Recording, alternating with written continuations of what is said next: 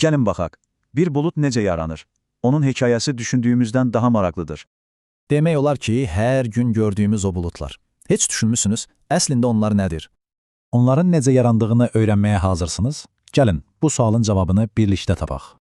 Əslində hər şey çox sadə bir proseslə başlayır. Təbiətdəki su dövranı ilə. Baxın, su daim yerlə səma arasında dövr edir və bu proses heç vaxt dayanmır.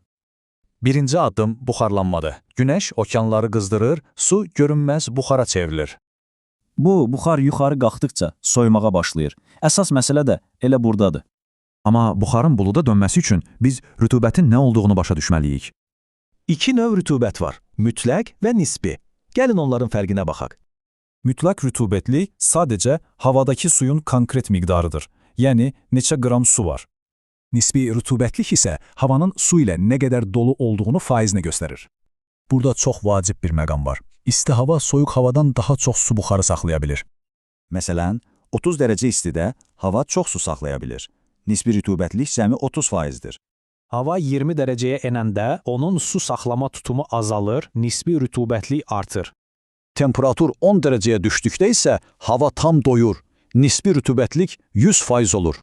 Nisbi rütubətlik 100%-ə çatanda hava artıq su saxlaya bilmir, yəni tamamilə doymuş olur. Məhz bu anda görünməz su buxarı kiçik su damcılarına çevrilir və beləcə bulud yaranır. Buludların da növləri var. Məsələn, isti havanın sürətlə qalxmasıyla topa buludlar əmələ gəlir. Yaxşı, bəs bütün bunları necə ölçürlər? Alimlər bunun üçün higrometr adlı cihazdan istifadə edirlər.